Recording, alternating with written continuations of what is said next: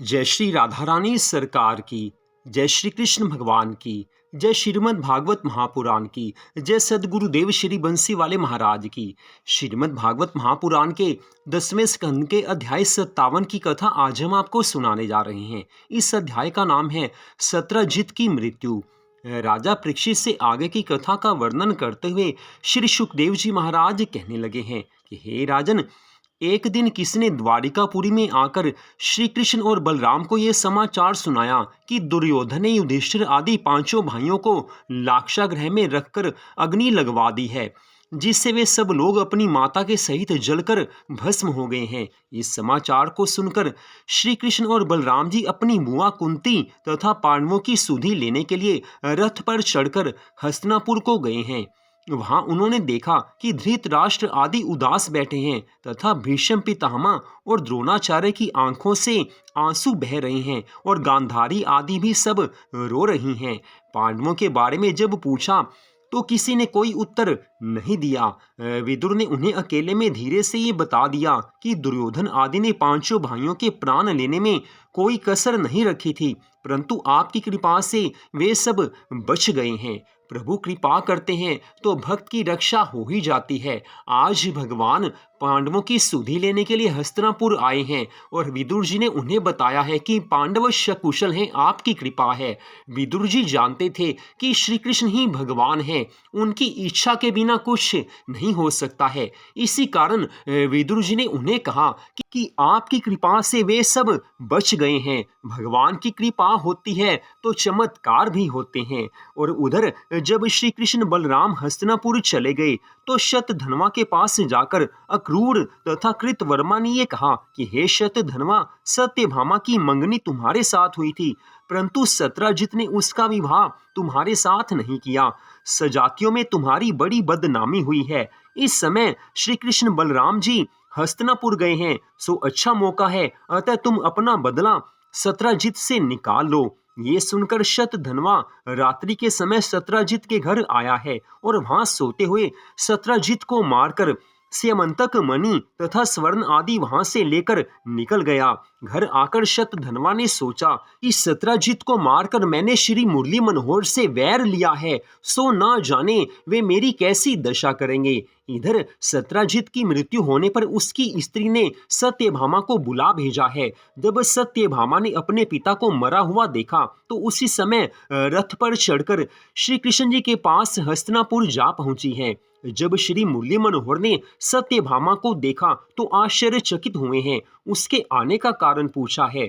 सत्यभामा ने आज बताया है कि हे प्रभु, हे स्वामी, आपके पीछे शतधन्वा ने मेरे पिता को सोते हुए मार डाला है तथा स्यमंतक मणि और धन उठा ले गया है। ये सुनकर दोनों भाई श्री कृष्ण और बलराम जी आज सत्यभामा को धीरज बंधा उसी समय द्वारिका की ओर चल पड़े हैं। जब शतधन्वा ने यह समाचार सुना कि श्री कृष्ण बलराम जी हस्तिनापुर से लौटकर आ रहे हैं तो वह कृतवर्मा तथा अक्रूर के पास जाकर कहने लगा कि हे भाई, अब श्री कृष्ण जी के हाथ से मेरे प्राण बचने कठिन हैं। वे मुझे मारने के लिए हस्तिनापुर से आ रहे हैं, सो या तो तुम मुझे अपने यहाँ छिपा लो, नहीं तो हे अक्रूर, तुम मेरा रथ हाँको, मैं श्री कृष्ण से युद्ध करूंगा। उस समय शतधन्वा की बातें सुनकर वे कहने लगे कि हे शतधन्वा, तुमने सत्रजित को मारते समय ये विचार क्यों नहीं कर लिया था कि श्री कृष्णचंद्र जी सत्यभामा का पक्ष अवश्य लेंगे। हम तुम्हारी रक्षा अथवा सहायता नहीं करेंगे। जिन्होंने महाबली कंस का संहार पल भर में कर दिया, भला उनसे युद्ध कौन मोल लेगा। अक्रूर तथा कृतवर्मा के मुख से ऐसे रूखे वचन सुनकर शतधन्वा अपने जीवन से निराश हो उस मणि को अक्रूर के सामने फेंक स्वयं 400 कोस प्रतिदिन की गति से चलने वाले रथ पर सवार हो वहां से भाग चला। लेकिन उससे क्या मालूम कि श्री श्याम सुंदर तो त्रिलोकी के नाथ हैं, भगवान हैं, उनसे कोई बच नहीं सकता है। वो जिसका संहार करना चाहे त्रिलोकी भर में उसकी रक्षा कोई कर नहीं सकता है और जिसे प्रभु बचाना चाहते हैं उसका कोई बाल भी बांका नहीं कर सकता है।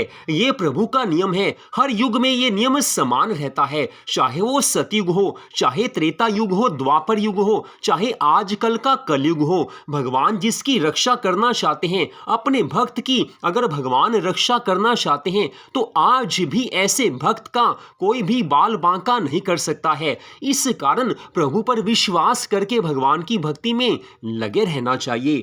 आज शतधन्वा भाग रहा है और इधर आज श्री श्याम सुंदर भगवान ने द्वारिकापुरी में पहुंचकर जब शतधन्वा के भागने का समाचार सुना तो वे दोनों भाई सत्यभामा को वहीं छोड़ अपना रथ लेकर उसके पीछे पीछे दौड़े हैं और कुछ दूर पर जाकर उसे घेर लिया है।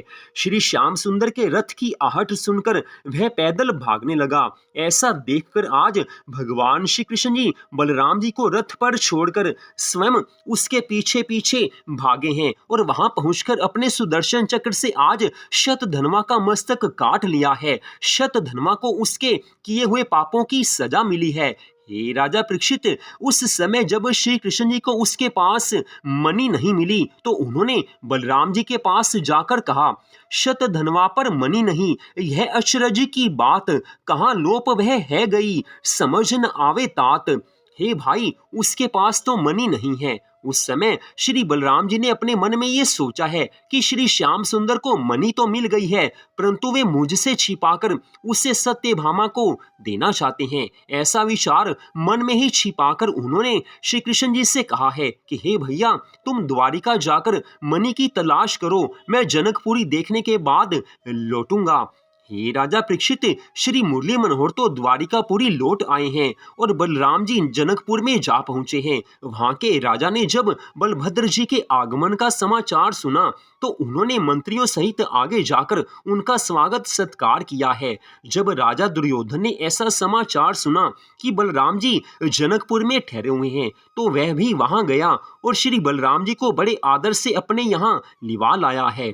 फिर सत्कार करके हाथ जोड़कर इस प्रकार कहने लगा कि हे प्रभु, मेरे धन्य भाग हैं जो मुझे आपके दर्शन प्राप्त हुए। अब आप कुछ दिन यहीं रहकर मुझे अपना शिष्य जानकर गदा युद्ध सिखाइए। बलराम जी वहीं रहकर उसे गदा युद्ध सिखाने लगे हैं। उधर श्री मुरली मनोहर ने सत्यभामा के पास जाकर कहा कि मैंने शतधन्वा को तो मार डाला, परंतु वह मणि उसके पास नहीं मिली है। यह सुनकर सत्यभामा ने भी अपने मन में ये समझा है कि श्री श्याम सुंदर ने वह मणि बलराम जी को दे दी है तथा मुझसे बहाना कर रहे हैं।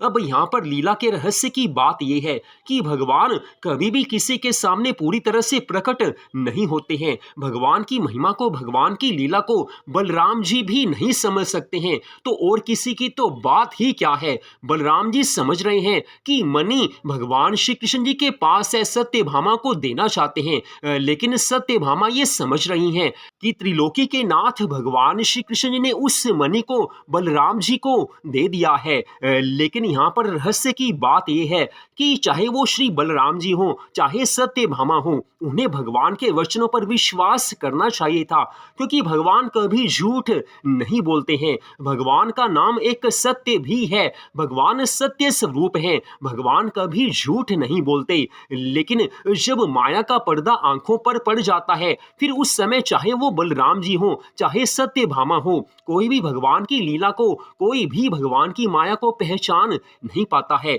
भगवान की माया का पार कोई नहीं पा सकता है, कोई भी भगवान की माया का पार नहीं पा सकता। जिसको भगवान ज्ञान देना चाहते हैं उसी को ज्ञान मिलता है और किसी को ज्ञान नहीं मिल सकता है। आज सत्यभामा ने मन में विचार किया है कि प्रभु मुझे वो मणि नहीं देना चाहते हैं, इस कारण वो बहाना कर रहे हैं, झूठ बोल रहे हैं। और इधर अक्रूर तथा कृतवर्मा ने शतधन्वा के मारे जाने का समाचार सुना तो वे द्वारिका से निकल भागे हैं। कृतवर्मा तो दक्षिण दिशा में चला गया और अक्रूर जी प्रयागराज में जा छिपे हैं। वहां स्नान दान करने के उपरांत फिर वे गया जी आए हैं, वहां पितरों का श्राद्ध किया है, काशी में आकर रहने लगे हैं। स्यमंतक मणि के प्रताप से वे प्रतिदिन 20 मन सोना प्राप्त करके उसे यज्ञ दान आदि शुभ शुभ कर्मों में व्यय करने लगे। श्री कृष्ण भगवान जी इस भेद को जानते थे, क्योंकि भगवान अंतर्यामी हैं, त्रिलोकी के कण कण की, जन जन की बात वो जानने वाले हैं। भगवान इस भेद को जानते हैं, परंतु उन्होंने किसी अन्य को ये भेद नहीं बताया है, क्योंकि अक्रूर भक्त और उनका परम स्नेही था। भगवान अपने भक्तों की पूरी रक्षा करते हैं, उनसे प्रेम करते हैं। और उधर वहीं दूसरी ओर दुर्योधन को गदा युद्ध सिखाने के बाद जब श्री बलराम जी पीछे द्वारिका में आए, तब श्री श्याम सुंदर भगवान ने सत्यजित के मृत शरीर को तेल में से निकलवाकर उनका दाह कर्म आदि करवाया है। हे राजा परीक्षित, अक्रूर जिस गांव अथवा नगर में रहते थे, वहां की प्रजा धन धान्य से परिपूर्ण हो जाती थी। ये सब उस स्यमंतक मणि का प्रभाव था। जहां वो रहते थे वहां किसी प्रकार का रोग नहीं होता था, लेकिन इधर जब से अक्रूर जी द्वारिका से बाहर गए, तभी से द्वारिकापुरी में अनावृष्टि और रोग मृत्यु आदि का प्रकोप बढ़ गया, जिससे सारी प्रजा कष्ट पाने लगी है। ऐसा देखकर एक दिन सब लोगों ने श्री श्याम सुंदर भगवान से कहा है कि हे प्रभु, द्वारिकापुरी में अनावृष्टि और महामारी का प्रकोप बढ़ रहा है, अतः कृपा करके कोई ऐसा उपाय कीजिए जिससे हम सब का ये दुख दूर हो जाए। उस समय श्री श्याम सुंदर भगवान ने उत्तर दिया है कि हे भाइयों, जब से अक्रूर द्वारिकापुरी छोड़ गए हैं, तभी से ये सारी व्याधियां यहाँ आई हैं। ऐसा सुनकर आज द्वारिकावासी कहने लगे हैं कि हे प्रभु, वे तो आपके ही भय से भाग गए हैं, अतः आप ही के बुलाने से वापिस आ सकते हैं। तब श्री कृष्ण जी ने आज्ञा दी कि तुम लोग अक्रूर को ढूंढकर सम्मान पूर्वक यहाँ ले आओ। श्री कृष्ण जी की आज्ञा पाकर कुछ यदुवंशी अक्रूर को ढूंढते हुए काशी जी में आए हैं। अक्रूर जी से उनकी भेंट हुई है और कहने लगे हैं कि हे अक्रूर जी, जब से आप द्वारिकापुरी को छोड़कर आए हैं, तब से दैवी कोप हमें कष्ट पहुंचा रहे हैं। सो श्री मुरली मनोहर भगवान ने आज्ञा दी है कि तुम यदि उनके प्रति भक्ति स्नेह रखते हो तो संदेह त्याग कर लौट आओ। ऐसा सुनकर आज अक्रूर जी प्रसन्न मन से द्वारिकापुरी की ओर चल पड़े हैं। उनके आने का समाचार सुनकर श्री कृष्ण बलराम जी सब लोगों को साथ ले नगर के बाहर जाकर उन्हें सम्मान सहित द्वारिकापुरी में ले आए हैं। हे राजा परीक्षित, एक दिन श्री कृष्णचंद्र जी ने अक्रूर को अपने पास बुलाकर कहा कि हे चाचा जी, तुम्हारे पास जो स्यमंतक मणि है उसे तुम एक बार सब लोगों को दिखा दो, जिससे सत्यभामा तथा बलराम जी आदि का संदेह दूर हो जाए। वे यही समझते हैं कि वो मणि मेरे पास है और मैंने बलराम जी को दी है, लेकिन बलराम जी ये सोचते हैं कि मणि मेरे पास थी, मैंने उसे सत्यभामा को दिया है। इस कारण एक बार वो मणि आप सब लोगों को दिखला दीजिए। श्री मुरली मनोहर भगवान जी के श्रीमुख से ऐसे वचनों को सुनकर अक्रूर ने उस मणि को लाकर राजसभा में सबके सामने रख दिया है। हाथ जोड़कर इस प्रकार प्रार्थना की है कि हे दीन बंधु, आप मेरे अपराध को क्षमा करें। उस मणि को देखकर श्री बलराम जी और सत्यभामा आज लज्जित हुए हैं। मन में पश्चाताप हुआ है कि हमने भगवान पर व्यथा ही दोष लगाना चाहा। मन में हमारे कुछ और था, लेकिन सत्य बात कुछ और ही है। प्रभु सच कह रहे थे, हमने विश्वास नहीं किया, ये हमारी भूल है, हमारा अपराध है। उस समय अत्यंत लज्जित होकर श्री बलराम जी श्री श्याम सुंदर भगवान से कहने लगे हैं कि हे भाई, मुझसे बड़ा अपराध हुआ जो आपके ऊपर मिथ्या संदेह किया। ये सुनकर श्री श्याम सुंदर भगवान ने आज उन्हें अपने हृदय से लगा लिया है। कहने लगे हैं कि मैंने कुछ भी बुरा नहीं माना है, इसलिए तुम चिंता मत करो। इतनी कथा सुनकर राजा परीक्षित आज श्री सुखदेव जी महाराज जी से पूछने लगे हैं कि हे प्रभु, जब अक्रूर ऐसा गुणी था तो उसने शतधन्वा को सत्यजित को मारने की सम्मति क्यों दी तथा स्वयं द्वारिका से क्यों भाग गया। यह सुनकर श्री सुखदेव जी महाराज कहने लगे हैं कि हे राजा परीक्षित, निस्संदेह अक्रूर भगवान जी के परम भक्त हैं, लेकिन जिस दिन अक्रूर ने शतधन्वा को ऐसी सम्मति दी, उसी दिन के उसके संपूर्ण गुण नष्ट हो गए थे। राजा परीक्षित ने कहा कि हे मुनिवर, आप ये बताने की कृपा कीजिए कि अक्रूर को ऐसे गुण किस प्रकार प्राप्त हुए थे। उस समय श्री सुखदेव जी ने उत्तर दिया कि हे राजन, एक बार अनावृष्टि के कारण काशी में बड़ा दुर्भिक्ष पड़ा। उन्हीं दिनों सुफलक नाम का एक बड़ा हरि भक्त, सत्यवादी और धर्मात्मा यादव किसी प्रकार वहां आ पहुंचा। उसके पहुंचते ही वहां खूब वर्षा हुई। ऐसा देखकर काशी के राजा ने प्रसन्न होकर अपनी गांधनी नाम की कन्या का विवाह उसके साथ कर दिया। उसी कन्या के गर्भ से अक्रूर ने जन्म लिया था, इसलिए उसमें सुफलक के सब गुण प्रकट हो गए थे।